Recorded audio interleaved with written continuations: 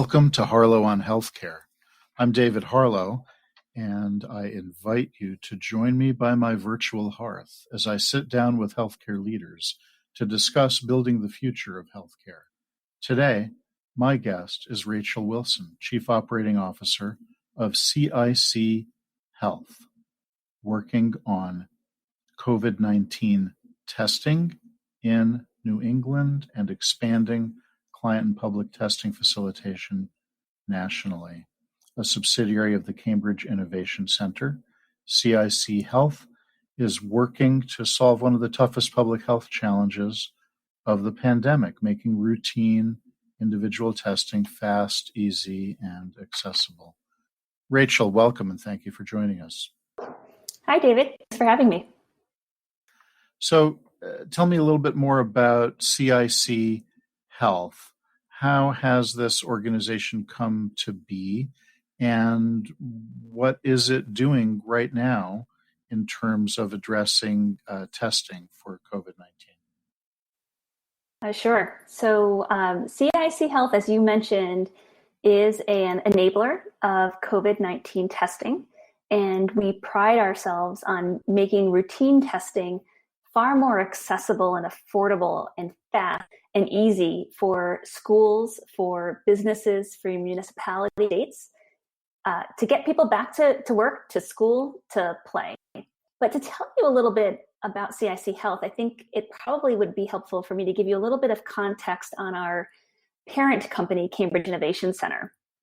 Cambridge Innovation Center, otherwise known as CIC, has been known for building innovation communities, and it has a global footprint where we provide flexible office and co-working space for innovators and entrepreneurs.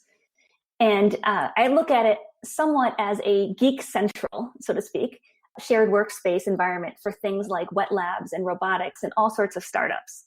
And we were founded about 20 years ago by a bunch of folks from MIT who were looking to build their startups and realized that, we probably don't all need to be renting separate spaces and copy machines and equipment and all the stuff that you need to get into place. So let's share space, let's share equipment, let's share ideas. And so we've really grown over the last 20 years to serve, I think, somewhere on the order of 7,700 people worldwide. And during the pandemic, CIC realized they had to find a way to protect the people that were working in its spaces. And most especially those whose jobs were where working remotely just simply wasn't possible, including those who work in our immense wet lab space.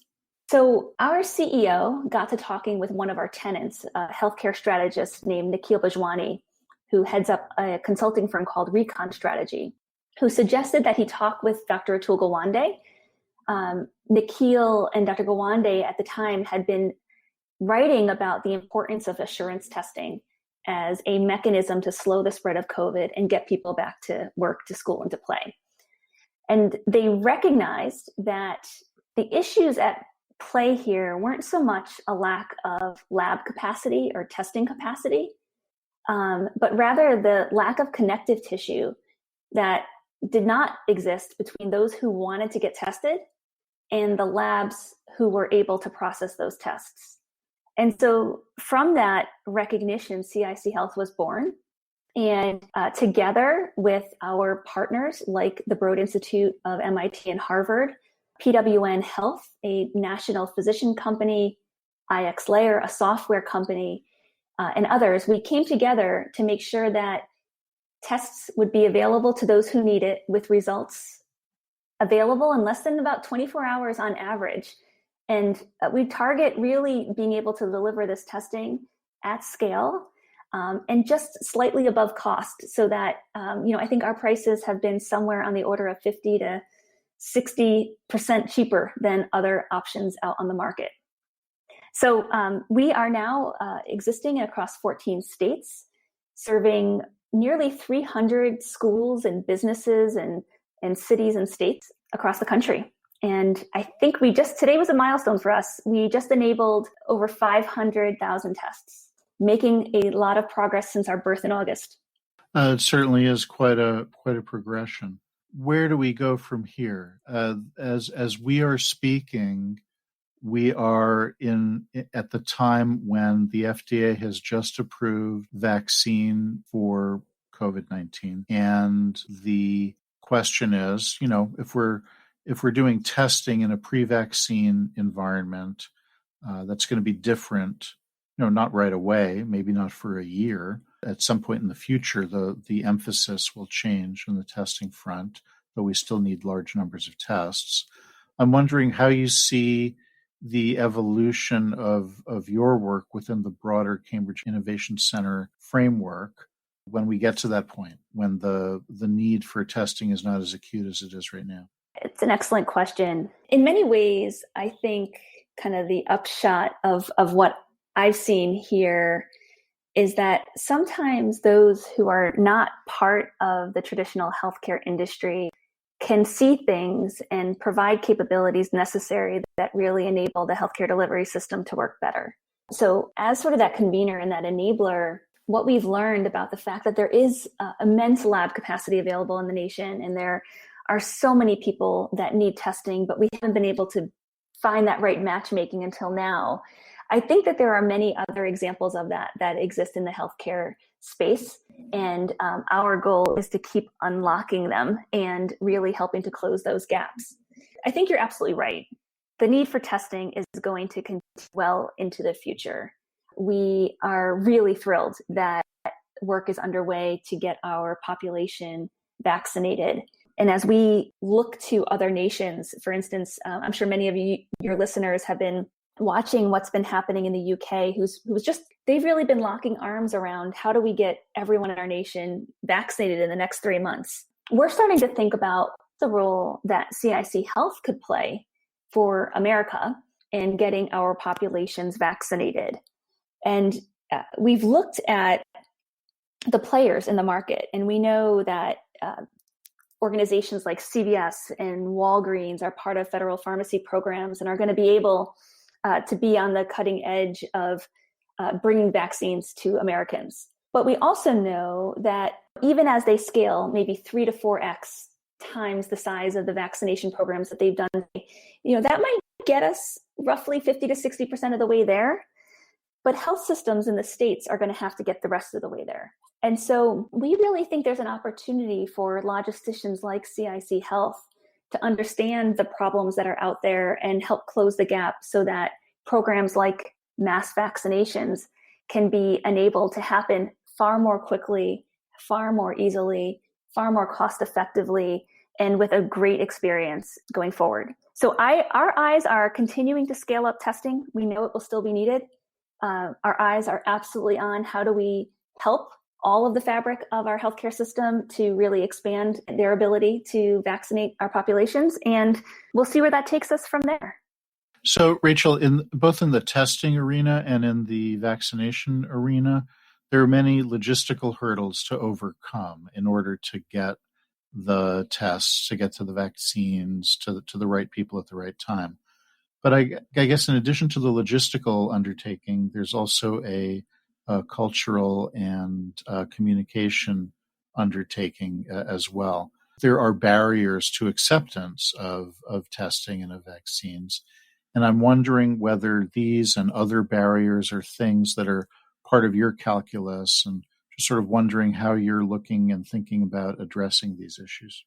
It's such an important point. I think this pandemic has really revealed the weaknesses in our society and the inability of so many to be able to access important healthcare services.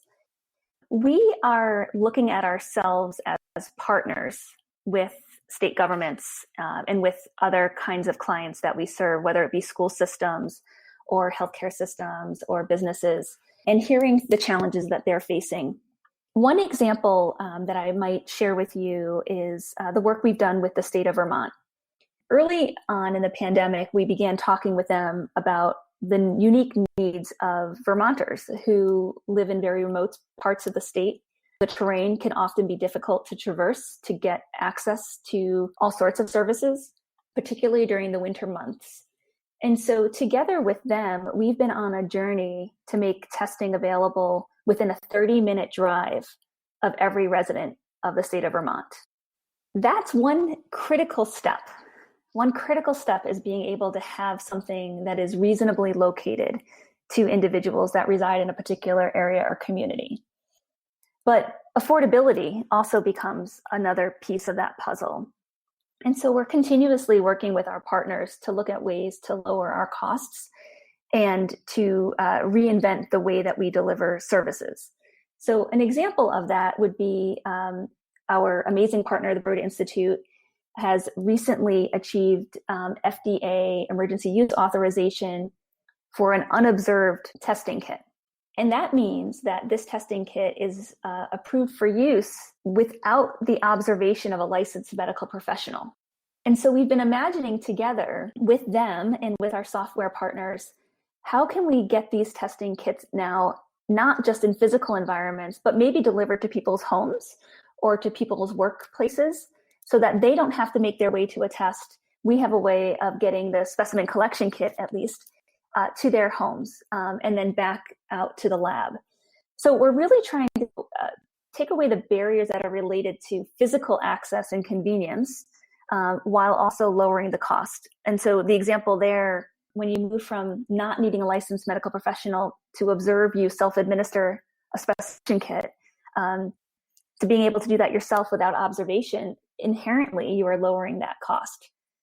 But the other piece that I would say that really speaks to me is the conversations we've had with various large national cities in the US and state partners around trust. One of the biggest cities we've worked with, just south of New England, has been talking about their efforts to stand up public testing sites. And they have found that even when they place these locations in all sorts of communities, including those where the most vulnerable populations reside, people are not utilizing them fully. And even when they remove cost as a barrier and it's city or state funded, people are not always using these centers. And we can't quite put our fingers on it. And as we've talked to various community members, we've come to learn how important it is to communicate and educate the community about what we're offering. And so, for instance, in a large metropolitan area where you're populating collection sites in communities where there are traditionally underserved populations residing, they need to know that because it's free doesn't mean you're not getting the best quality test. That in fact, you can get the gold standard individual PCR test from the Broad Institute and Harvard in your community, and your city is investing in you to have access to that. But people don't know that. And so I think, one of the things we're really trying to do is help understand what people think and believe, and how do we unpack that in a way that better connects with them so they feel more comfortable using our services. If you're just tuning in, this is Harlow on Healthcare, coming to you on Healthcare Now Radio. I'm David Harlow, and my guest today is Rachel Wilson, COO of CIC Health. Rachel, the idea of trust that you were just talking about is a key issue across healthcare and across any sort of public-facing endeavor.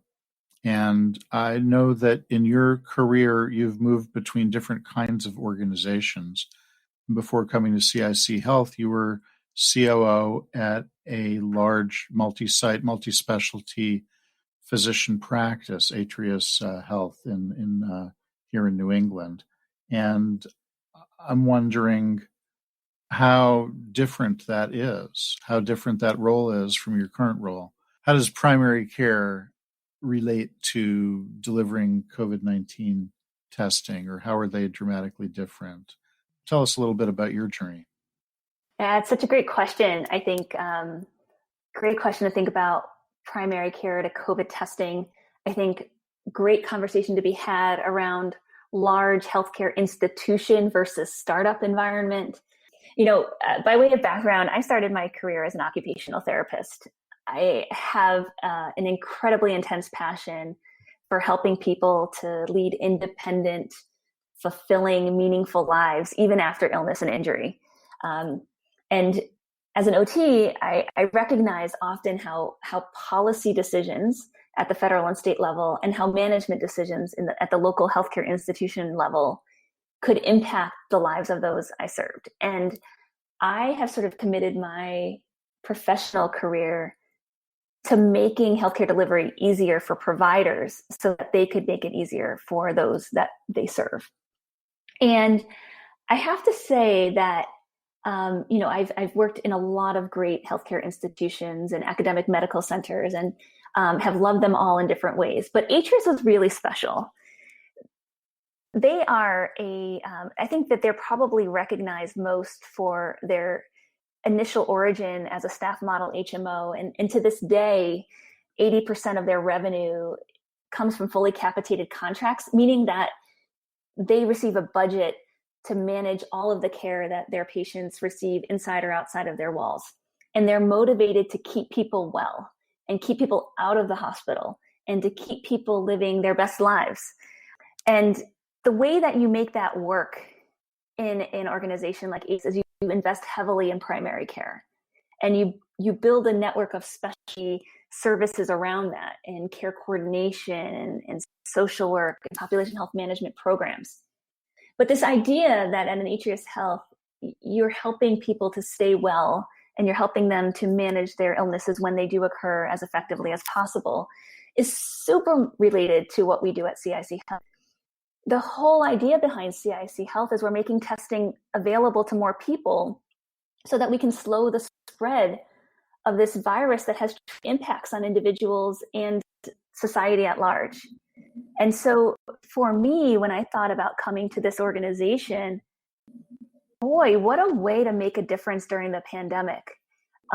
If I and the teams that I work with and the people that we support are somehow able to help people to be aware of their status in partnership with physical distancing and appropriate mask use and disinfection of our environments, knowing your status is able to help you to slow the spread. I don't know a better definition of primary care out there. So for me, there's a lot that's in common, and I'm really excited that I've had this opportunity over the past 3 months and looking into the future to apply what I learned at an organization like Atrius to the work that we're doing here at CIC Health. The thing I would say is that sometimes doing the work that we do in a startup environment where you're smaller and able to be really nimble has been really fun, and has been a really powerful example of when you take an untested idea and test it and find it works, you can rapidly spread it much more quickly. So that's a little bit about, I think, that journey between Atrius and CIC Health. Great. And I've seen Atrius and its predecessor organizations up close, both as a patient and as a consultant. So it's a terrific organization, I have to say, from my perspective. I couldn't agree more with you. So we started talking a little bit about what might be next for CIC Health. There's obviously a lot sort of on your plate right now. And I'd like to understand a little bit more about how you integrate with some of the other organizations you mentioned, like the Broad Institute. And also like to understand a little bit more about what you're thinking for the future. I know that there's a lot right in front of you right now that needs to be done today, tomorrow, next week, next month. But what's the longer term vision for CIC Health? How does that key into the Cambridge Innovation Center philosophy? And, what's sort of blue sky perspective on what we might be looking to see from your organization in the future down the road? It's a great question. CIC, our has a mission statement that is something to the effect of "Engine to fix the world." And I like to think that CIC Health's future is much bigger than what we've done today, and innovation in the spirit of fixing our healthcare delivery system in our small or very large way. Part of what we've done in our testing programs has been to make it very convenient to have access to a service that's necessary to maintain safety and health and well-being. Done that in schools. We've done that in businesses. We've done that at state facilities. And, I happen to think that we're seeing more and more of a trend of bringing healthcare services to where people live and work and play. And the relationships and the trust and the credibility we have built with these schools and businesses and others, I think can translate in a lot of really powerful ways to help support the health and well-being of our communities differently than what we might traditionally see and go to your doctor's office or go to your local hospital. So what's a physical footprint, but in a new place, like where you work, go to school or play, or it's using digital platforms to bring services to you in a way that's highly convenient. To be frank with you, as you mentioned, our focus really is head down on scaling this business, the testing business that we do in partnership with our strategic partners all across the country. And it's heads down on what role can we play around vaccine administration. But there's no one that's involved in CIC Health today that doesn't believe that the future is much bigger and brighter, and that those discussions are currently underway. And I can't wait to come back and maybe talk to you in 6 months and a year and share where we're going next. But the intention is absolutely to build on what we've learned during the pandemic and really help people across the country have access to services that they need in a way that's much more convenient and affordable and accessible to them. Certainly understand that your head's down right now. So as you've described, you've moved in your career from direct patient service to management career in healthcare. And you've been fortunate to be recognized for your work in addition as an Executive of the Year for early career healthcare professionals by the American College of Healthcare Executives. Boston Business Journal recognized you as a 40 under 40 honoree.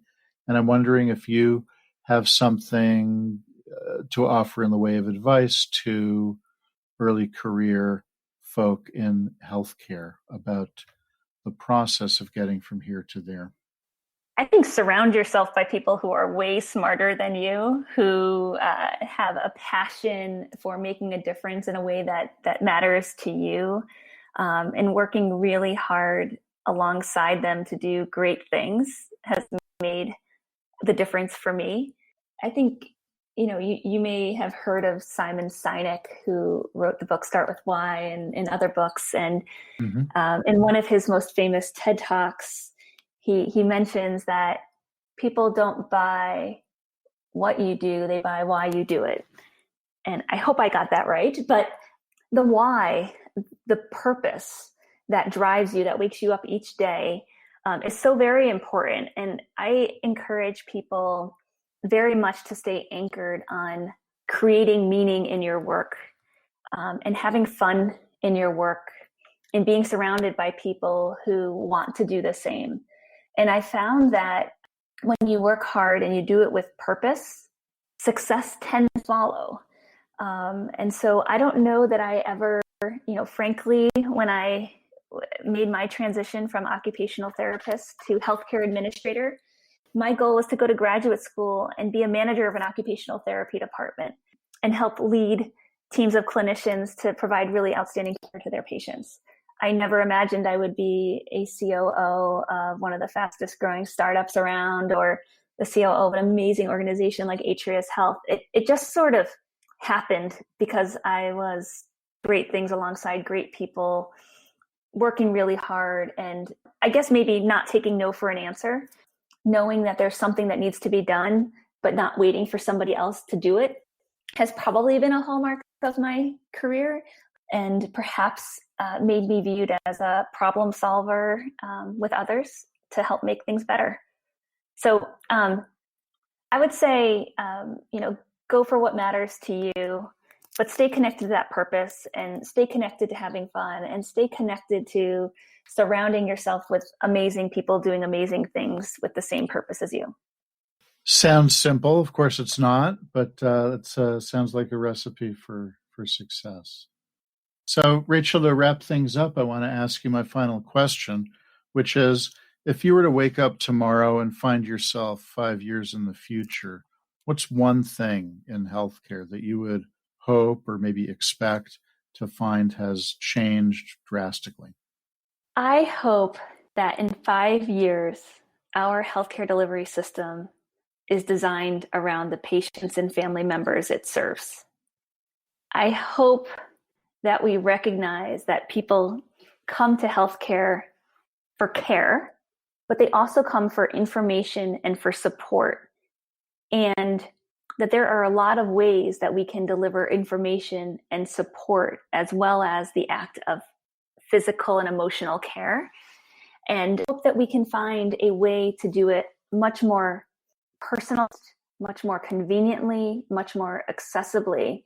And I think part of that magic is in designing around the patient is designing our care teams a little bit differently. That the care team of the future has more investments in nursing and social work and care coordinators and community health workers wrapped around physicians and advanced practice clinicians who are really directing, providing expert clinical services to these folks. But I hope somehow we're able to take the magic of a really robust care team together with digital solutions and bringing services into the home or into the workplace or into the community in a way that is much more oriented around our patients. We just have to do that better.